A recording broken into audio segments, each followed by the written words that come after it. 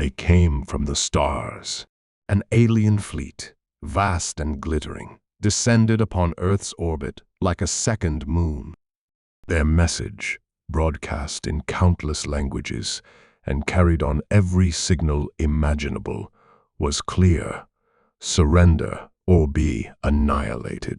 For them, it was routine, a conquest written into the pages of countless worlds they'd overrun before. They spoke with the arrogance of those who had never been defied, their words laced with disdain for the inhabitants of this primitive blue orb. The invaders had studied Earth's history, dissected its civilizations, and deemed the planet's defenders unworthy of concern. Their fleet commander had even joked during their briefing that Earth's army would be a quaint distraction at best. They laughed at the idea of humans, a species they considered fragile, emotional, and bound by their archaic weapons standing against their advanced technology. They had faced countless armies, after all, and Earth's was no different. Or so they thought. The first wave came quickly. Alien dreadnoughts descended through the atmosphere, their sleek, silver hulls cutting through the clouds like blades. They targeted major cities with surgical precision, unleashing weapons that turned skyscrapers into molten ruins. Chaos spread like wildfire. Civilians ran in panic, governments scrambled to respond, and Earth's leaders issued desperate calls for surrender. But surrender was not universal. On a remote island, shrouded in mist and secrecy, humanity's true answer was already being prepared. Beneath layers of camouflage and technology so classified it barely existed on paper, a meeting was underway. Generals, scientists, and soldiers stood around a glowing map, their faces grim but determined. For years, humanity had watched the stars, knowing this day might come. And in secret, they had prepared not with alien imitations or towering machines, but with something no invading force could replicate: humans. The aliens had dismissed Earth's armies as outdated because they didn't understand what truly made them dangerous. They didn't understand the will that burned inside humanity, the stubborn refusal to yield, and the sheer adaptability of soldiers forged through centuries of conflict, hardship, and evolution. Earth's armies weren't just a collection of uniforms and weapons. They were people, and that made all the difference. In the dense forests of the Amazon, elite squads prepared their ambushes, using the terrain like shadows slipping through the undergrowth. In the deserts, heat-hardened specialists lay in wait, hidden beneath the endless sands. High above the planet, pilots readied their craft, hands steady on controls as they prepared to take to the skies. Each soldier knew their role, and each carried a secret weapon the aliens could neither predict nor counter: human ingenuity. The first sign that the invasion wasn't going as planned came when a scout ship failed to report back. Then another. And another. On the alien flagship, tension rippled through the ranks. The fleet commander waved it off as technical malfunctions, but the crew murmured among themselves. Planets fell in hours, sometimes minutes. Why was Earth taking so long? They got their answer on the fifth day. A high-ranking alien officer arrived at the command center, his hologram shimmering with fury. "We've encountered resistance," he spat, his voice sharp and brittle, "but not from any machines or advanced weaponry. It's the organics." The commander's eyes narrowed. "Humans?" "Yes," the officer replied, as if the word itself was an insult. "They move unpredictably. They use the terrain in ways our mapping systems can't anticipate. And they don't fear us the way others do." The commander laughed, the sound echoing coldly through the chamber. "Fear will come. They're only prolonging the inevitable. Increase the strikes." The officer hesitated. It's not just that, Commander. They're creative. They use traps, decoys, strategies we haven't encountered before. They fight as though they have nothing to lose. And their soldiers, some of them don't stop, even when they should. It was the first time the word human carried a note of something other than contempt. The aliens doubled their efforts, bringing more ships, more firepower. But for every city they took, they lost troops they couldn't replace. For every field they scorched, resistance fighters emerged stronger, hungrier, and more relentless. Soldiers who'd grown up playing chess and strategizing on games of war now lived it. Engineers turned abandoned factories into weapon forges. Farmers became saboteurs, poisoning supply lines and cutting power to alien camps. And then there were the human soldiers, men and women who had trained their entire lives for this moment. They fought with a ferocity that no simulation could capture, adapting in real time, defying every expectation. They weren't afraid to risk their lives. No, they embraced it, because they understood something the invaders couldn't. Survival wasn't just about numbers or technology. It was about resolve. The turning point came during a battle in what was once a sprawling urban city, now reduced to rubble. Alien troops had surrounded a group of human soldiers, confident in their superior positioning and numbers. The humans had nowhere to run, their backs to a shattered wall. It should have been a swift victory. Instead, it became a massacre. The humans fought with such precision and unrelenting fury that the alien troops never stood a chance. When the dust settled, the invaders were left in shock. There had been no reinforcements, no hidden weapons, just raw human grit. The stories began to spread across the alien fleet. Whispers of soldiers who couldn't be broken, who laughed in the face of overwhelming odds, who fought not for survival, but for something deeper, each other, their families, their home. The aliens had conquered countless worlds, but they had never faced an army like this. It was then that the alien commander finally understood the mistake they had made. Human soldiers, he murmured to himself in disbelief, staring at the reports. They fight like they're already dead, like they've already won. But by the time the realization dawned, it was already too late. And just like that, the tide of battle began to shift. But how? How did ordinary humans turn the most advanced fleet in the galaxy into a force scrambling for survival? How did Earth's defenders, dismissed as insignificant, defy the impossible? The alien commander paced within his vessel's command deck, the silence of the room broken only by the hum of machinery and the faint whirring of hologram. Reports from the front lines painted a picture he refused to accept. Humans were not retreating. They weren't just resisting. They were outmaneuvering his forces in ways that defied logic. Every plan, every tactic the fleet deployed had been countered, not with brute strength or superior weapons, but with cunning and tenacity. He replayed the footage again. Grainy visuals of human soldiers darting through the rubble of a destroyed city, their movements chaotic but deliberate. Small squads of them ambushed his heavily armored units, vanishing into the shadows before reinforcements could arrive. They used their surroundings as if the environment itself was a weapon, forcing the aliens to fight on unfamiliar terms. The commander clenched his jaw. How could a species so disorganized, so divided, be this dangerous? The truth was, Earth's armies weren't the monolithic structure the aliens had encountered on other planets.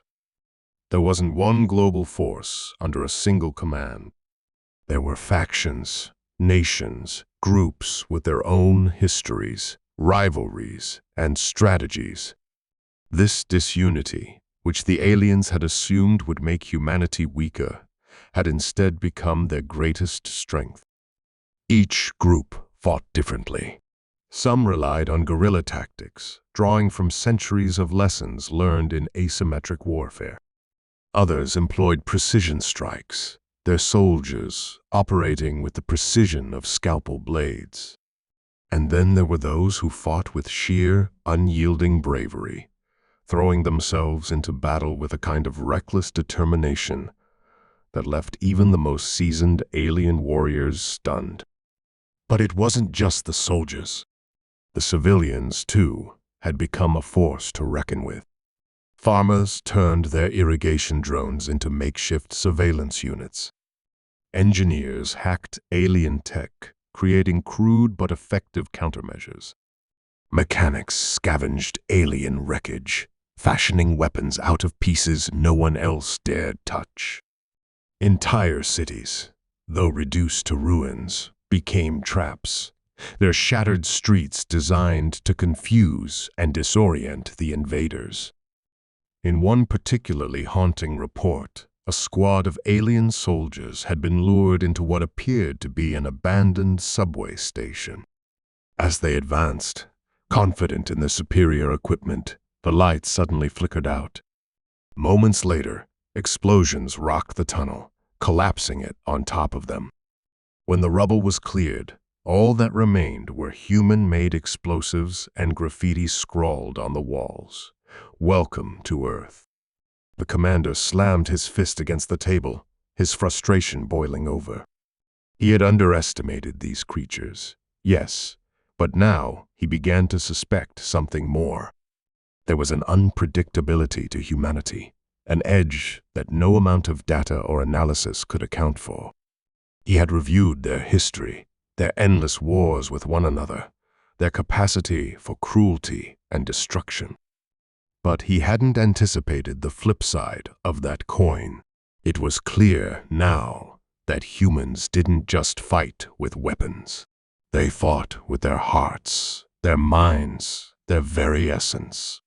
And perhaps, most unsettling of all, they didn't seem to fear death. Far from the front lines, deep underground in a bunker shielded from prying alien sensors, a small group of human leaders gathered around a holographic map. The room was dimly lit, the air thick with tension. The group represented the best humanity had to offer: military strategists, scientists, and even a handful of civilians who had earned their place through sheer brilliance. "We're holding them off for now," said a grizzled soldier with a scar running down his cheek. His voice was steady, but his eyes betrayed the weight of what was at stake. "But let's not fool ourselves. They still outnumber us, outgun us, and have technology we barely understand." "True," replied a scientist, her glasses catching the faint glow of the map.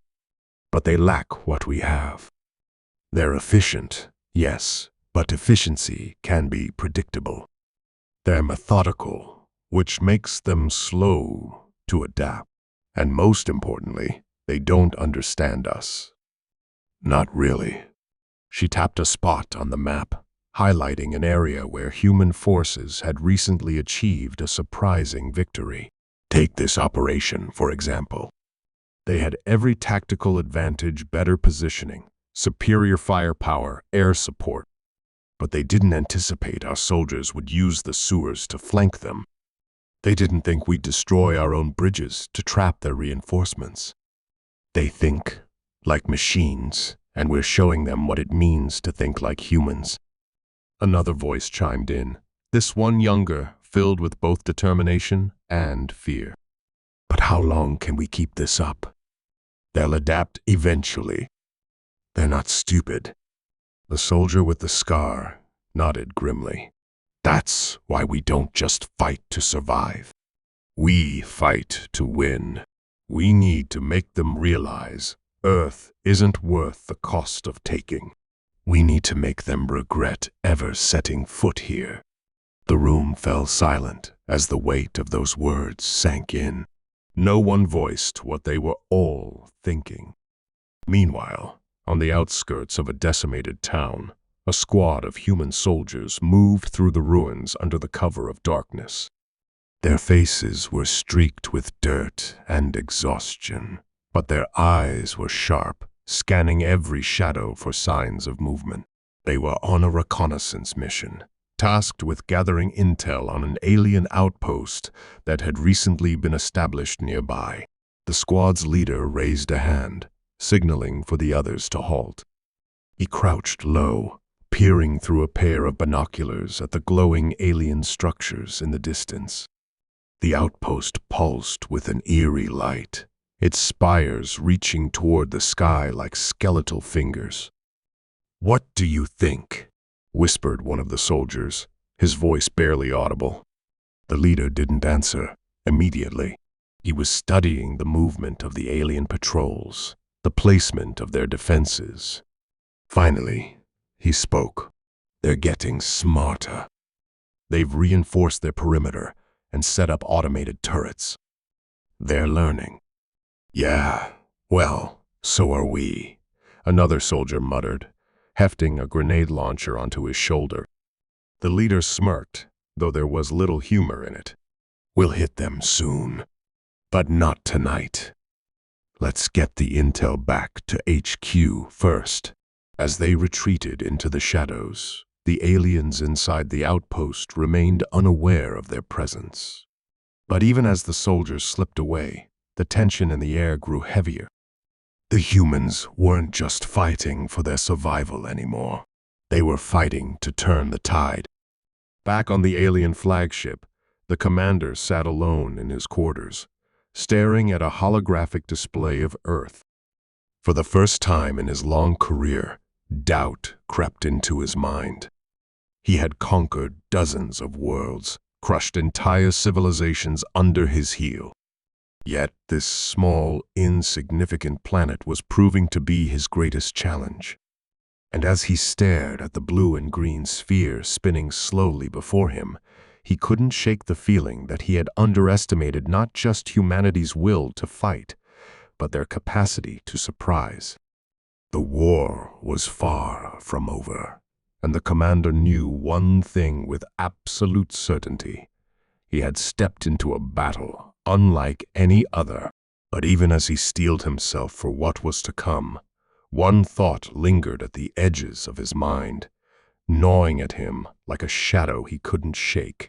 What else were these humans hiding? The alien fleet loomed like a storm in Earth's orbit, their sleek, metallic ships casting shadows that stretched across the planet. From his command deck, the alien commander watched as his officers buzzed about, their focus split between managing the battles on the surface and analyzing the humans' next moves.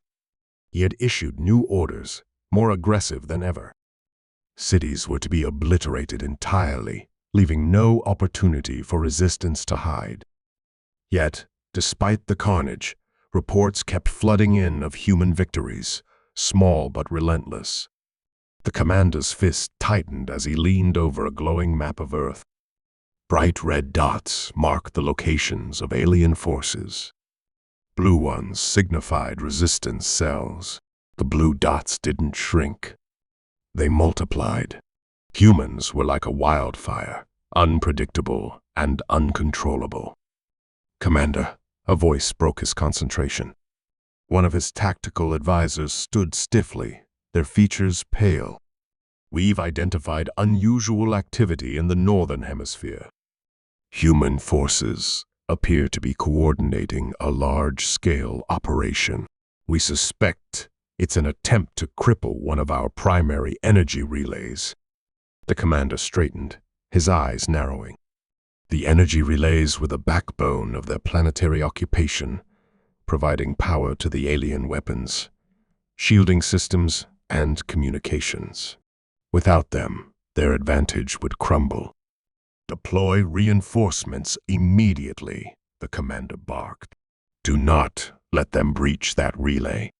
On the ground, deep within a mountain range cloaked in snow and silence, the humans were already moving. A coalition of Earth's finest soldiers and engineers had gathered for this mission, the stakes higher than ever. The energy relay was buried within an alien fortress, its defenses formidable and its location remote. Yet the humans had found a way. Inside a makeshift command tent, the mission's leader, a tall, rugged man with a quiet intensity, addressed the team. Maps, hand-drawn and patched together from reconnaissance data, were spread across a table. "This isn't just about the relay," he said, his voice low but commanding. "It's about showing them that no matter how advanced they think they are, they can't hold us down. If we take this out, it's not just a blow to their systems, it's a message. They don't own us. Not now. Not ever." The team nodded, their faces a mix of determination and fear. They all understood the odds. Fortress was crawling with alien troops, its defenses seemingly impenetrable. But they also understood the cost of failure. As the team moved out, the tension was palpable. Snow crunched beneath their boots as they ascended the treacherous mountain pass. They moved in silence, their breaths visible in the freezing air. Above them, the night sky stretched endlessly, the stars cold and distant. Somewhere up there, the alien fleet waited, watching, ready to strike at any sign of weakness. The fortress came into view just before dawn, a jagged structure that seemed to grow out of the mountain itself. Alien technology pulsed within its walls, casting an eerie green light that illuminated the surrounding cliffs. The humans paused, hidden among the rocks, as they surveyed their target. "Looks like they've doubled their patrols," one soldier muttered, peering through a pair of binoculars. "They know we're coming," another replied grimly. The leader didn't respond. Instead, he studied the fortress, his mind racing through the plan. They had no room for error. Every move had to be precise, every second accounted for. The aliens had the advantage in firepower, but the humans had the advantage of surprise and the will to see this through. The first phase of the attack began with a distraction. Explosions erupted along the fortress's eastern perimeter, drawing alien troops away from the main entrance. At the same time, a smaller team of humans infiltrated through a hidden ventilation shaft, their movements swift and silent. Inside, the fortress was a labyrinth of corridors and alien machinery. The air hummed with the sound of power coursing through the relay, a low, constant thrum that seemed to vibrate in their bones. The infiltrators moved cautiously, their weapons at the ready. Every shadow, every sound, felt like a potential threat. Back outside, the distraction team was under heavy fire. Alien drones buzzed through the air, their weapons tearing through the rocky landscape. The humans fought back with everything they had, using the terrain to their advantage. They knew they couldn't hold out forever, but they didn't need to. They just needed to buy time. Inside the fortress, the infiltrators reached the relay's core. It was a massive, pulsating structure, its energy radiating heat that made the air shimmer. The team's engineer, a wiry woman with sharp eyes and steady hands, began planting charges along the relay's base. "We've got 5 minutes," she said, her voice tight. "Maybe less, if they figure out what we're doing." The leader nodded, his eyes scanning the room. "We'll hold them off. Just get it done." The alien response was swift. Alarms blared throughout the fortress as troops converged on the infiltrators' position. The humans fought with everything they had, their bullets and grenades cutting through the alien forces. But the enemy was relentless, their numbers overwhelming. Outside, the distraction team was running out of options. They were pinned down, their ammunition dwindling. Yet they held their ground, refusing to retreat. Every second they held the aliens' attention was another second their comrades inside could use. The charges were in place, the timer ticking down. The engineer gave the signal, and the team began their retreat, fighting their way back through the labyrinth of corridors. The alien troops were everywhere now, their weapons lighting up the darkness. The humans moved with a desperate urgency, their determination carrying them through the chaos. By the time they reached the ventilation shaft, their numbers had dwindled, but the survivors didn't hesitate. They climbed, the sound of explosions and gunfire echoing behind them. As the team emerged into the freezing air, the leader glanced back at the fortress. The charges were set to detonate any second, but the aliens were closing in, their drones sweeping through the sky. The humans ran, their breaths ragged, as the countdown reached its final moments. Far above, aboard the alien flagship, the commander watched the scene unfold through a live feed. His hands clenched the edge of the table as he saw the humans escaping, the relay seconds away from destruction. "Commander, should we activate the failsafe?" one of his officers asked nervously. The commander didn't answer immediately. His eyes were fixed on the humans, on the way they moved, the way they fought. He had never seen anything like it. They weren't just soldiers. They were something more. "Not yet," he said finally, his voice low. "Let's see how far they're willing to go." The fortress erupted in a massive explosion. The humans were thrown to the ground, the heat of the blast washing over them even from a distance. For a moment, everything was silent, the world holding its breath. Then the leader pushed himself to his feet, his face grim but triumphant. They had done it. The relay was gone, and with it, a piece of the aliens' stranglehold on Earth. But as the humans regrouped and prepared to move out, the sky above them lit up. Alien ships descended, their engines roaring like thunder. The humans stared, their victory tempered by the realization that the fight was far from over. And above it all, the alien commander watched, a new respect flickering in his cold eyes. This battle was only the beginning. But now, he understood one thing with chilling clarity. These humans would not break easily. The humans scrambled to their feet as the alien ships descended, their glowing hulls casting an ominous light over the smoking ruins of the fortress.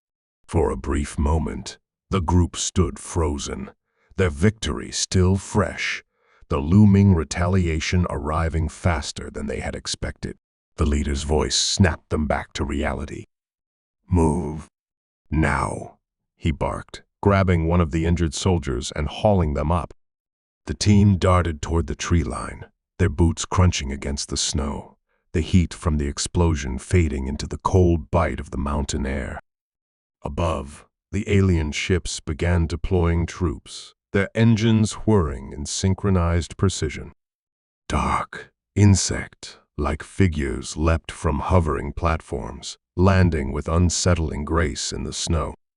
One of the soldiers, barely keeping up, glanced over his shoulder. "They're faster than before. They've upgraded." The leader didn't reply. His mind raced, assessing the situation. The aliens weren't just retaliating, they had learned. They were adapting at a pace far beyond what the humans had prepared for. This wasn't the methodical, predictable enemy they had been fighting for months. This was something else. They reached the cover of the forest just as the first wave of plasma fire rained down from the ships. Trees splintered and burst into flames, the air thick with smoke and the smell of scorched earth. The humans spread out, weaving between the trees, their movements erratic and unpredictable. "Keep going," the leader shouted, his voice hoarse. "We have to get to the extraction point." But deep down, he knew the extraction plan was shaky at best. Their location was remote, and reinforcements were stretched thin. The only thing standing between them and annihilation was the terrain and their own ingenuity. As the team pushed deeper into the forest, the alien troops followed, moving with eerie coordination. The humans set traps as they retreated, using explosives and improvised weapons to slow their pursuers. Each explosion sent alien soldiers sprawling, but more always replaced them. It was a relentless tide, and the humans were running out of space to fall back.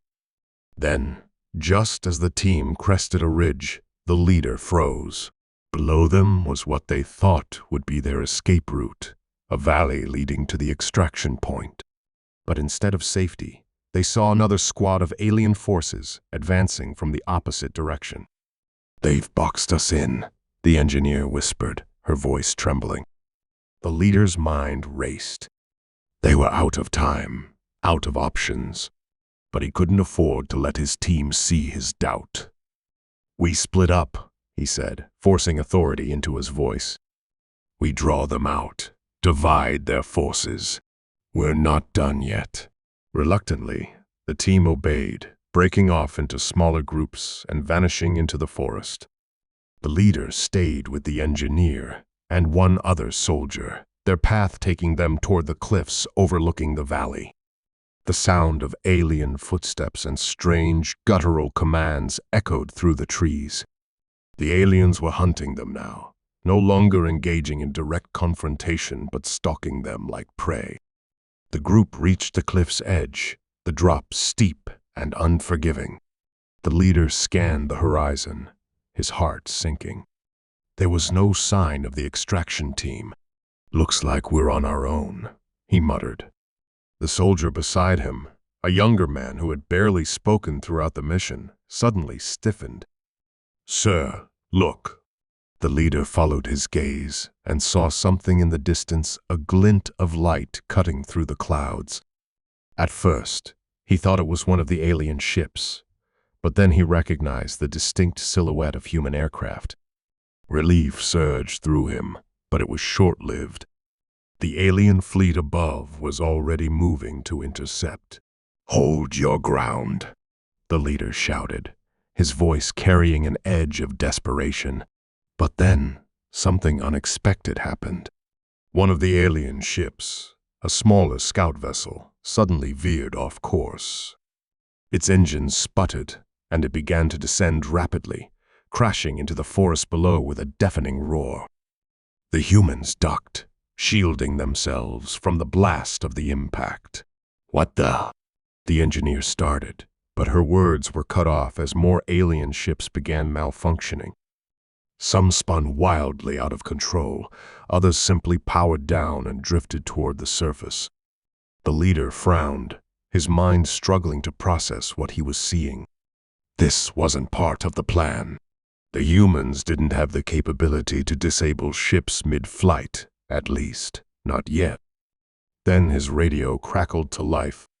A voice came through, distorted but unmistakably human. "Ground team, this is command. Are you seeing this?" "We're seeing it," the leader replied, his voice cautious. "What's going on up there?" "Unknown," the voice responded. "Something's interfering with the alien systems. It's not us."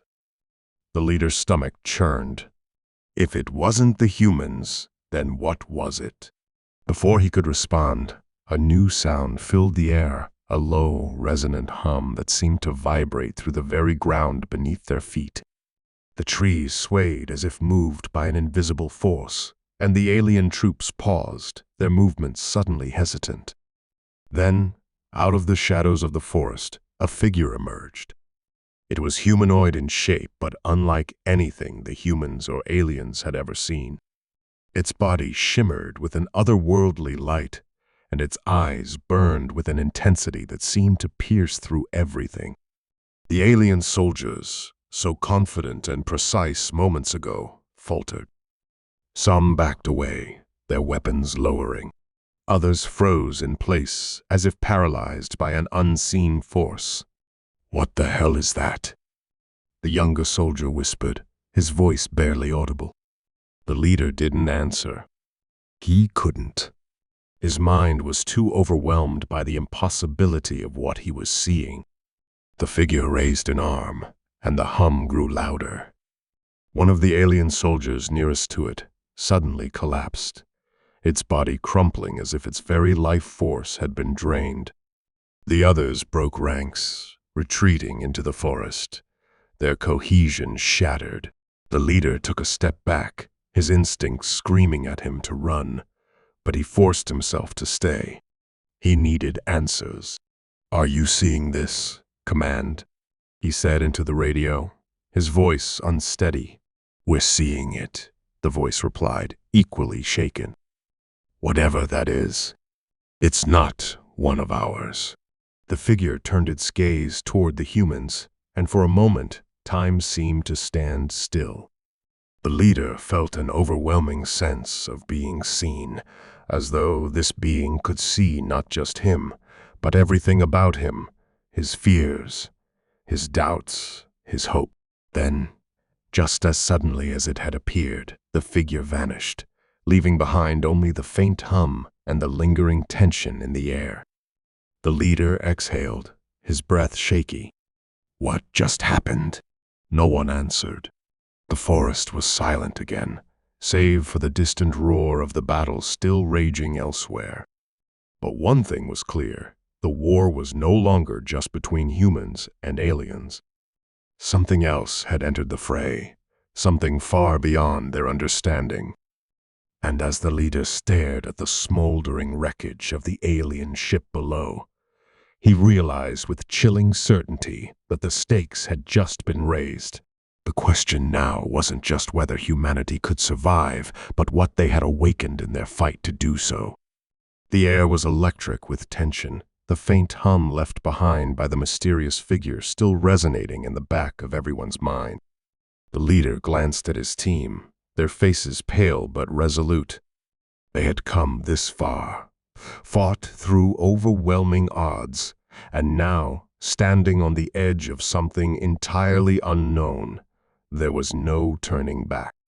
Before they could regroup, the alien fleet above began to reorganize. The remaining ships tightened their formations, their glowing hulls shifting into battle-ready configurations.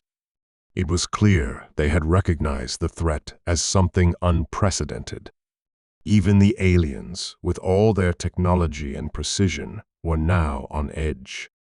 Then, as if in defiance of the chaos, a low rumble rose from the earth. The ground beneath the humans trembled, subtle at first, but quickly growing into a violent quake. Trees splintered and toppled as cracks spread through the snowy ground. The leader braced himself against a tree, scanning the horizon.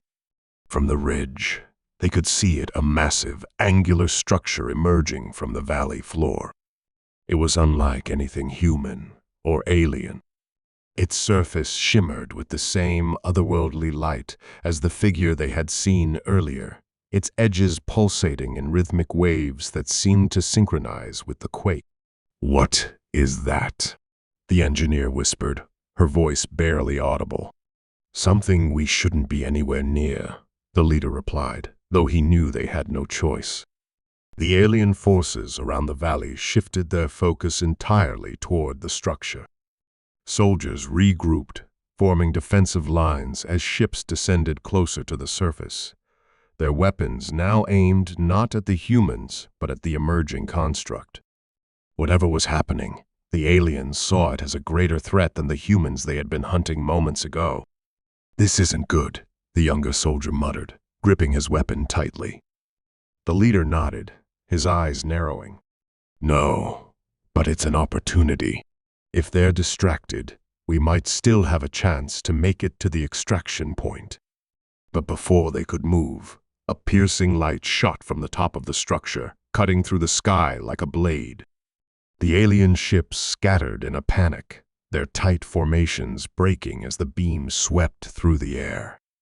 It didn't fire projectiles or explosions. Instead, it disrupted their systems. Ships spiraled out of control, their engines failing, while others simply dropped from the sky. The leader's radio crackled to life again. The voice of command, urgent. "Ground team, what's your status? We're detecting massive energy surges in your area. Is it alien?" "It's not them," the leader replied, his voice grim. "It's something else. And whatever it is, it's tearing the aliens apart." The voice on the other end faltered. "Understood. But be advised, we're seeing energy readings off the scale. If that thing turns on us—" "Understood." The leader cut him off, his jaw tightening. He didn't need command to tell him what was at stake. The group began moving again, skirting the edge of the ridge to avoid drawing attention. Below them, the battle intensified. Alien troops fired their weapons at the structure, but the beams and plasma blasts dissipated before they could reach it, absorbed by some invisible barrier. The structure seemed indifferent to their attacks, its focus entirely elsewhere. As the humans descended toward the valley, the leader's mind raced. The aliens were powerful, but they weren't invincible. If this mysterious force could bring them to their knees, it could be the turning point humanity desperately needed. But the question loomed: was this force an ally or another enemy waiting to reveal its intentions? When they reached the base of the valley, the air grew heavy, charged with energy that made the hair on their arms stand on end. The hum grew louder, almost deafening as they approached the edge of the massive construct. Up close, its surface was alive with motion. Suddenly, a section of the structure began to open, revealing a hollow interior bathed in light. The leader raised his hand, signaling the others to stop. "We shouldn't go in there," the engineer said, her voice trembling. "We don't have a choice," the leader replied. Before they could debate further, a figure stepped out of the opening. It was the same being they had seen in the forest, its shimmering form now more defined. It regarded the humans with an intensity that was almost unbearable, as though weighing their very existence. The leader held his ground, his hand hovering near his weapon. But something in the being's presence made him hesitate. It didn't radiate hostility, at least, not toward them. "Why are you here?" the leader asked, his voice steady despite the fear gnawing at him. The being tilted its head, the motion smooth and deliberate. When it spoke, its voice wasn't a sound but a presence, resonating directly in their minds. "We are the ones who came before," it said. "This planet is under our protection." The leader frowned, confusion flickering across his face. "What do you mean, came before? You're not human." "No," the being replied, "but we shaped what you are. Long ago, this world was ours. When we left, we seeded it with life, with potential. We did not expect to return, but the invaders threaten what we created. They must be stopped." The weight of its words sank in, the implications staggering. This being, this force, wasn't alien in the same way as the invaders. It was ancient, connected to Earth in ways the leader couldn't begin to comprehend. "And us?" he asked cautiously. "What happens to us?" The being regarded him for a long moment before answering. "Your kind has proven resilient, worthy, but your survival is not guaranteed. The choice is yours. Fight alongside us or fall with the invaders." Before the leader could respond, the ground shook violently. The alien forces, realizing their weapons were useless, had deployed a massive ground assault, pouring everything they had into reaching the structure. The being turned its gaze toward the advancing army, and the hum grew louder, almost unbearable. The humans watched in awe as the construct responded to the attack. Beams of light shot out, precise and devastating. Yet, even as the invaders faltered, The leader couldn't shake the feeling that humanity was teetering on the edge of something far greater than they could handle. The younger soldier pulled at the leader's sleeve. "What do we do, sir? Do we trust it?" The leader looked at the being, then at the chaos unfolding around them. The enemy of their enemy was offering a chance, a slim one, but a chance nonetheless. "We fight," he said finally, "but we don't stop watching our backs." The being seemed to acknowledge his decision, its form shimmering with renewed intensity.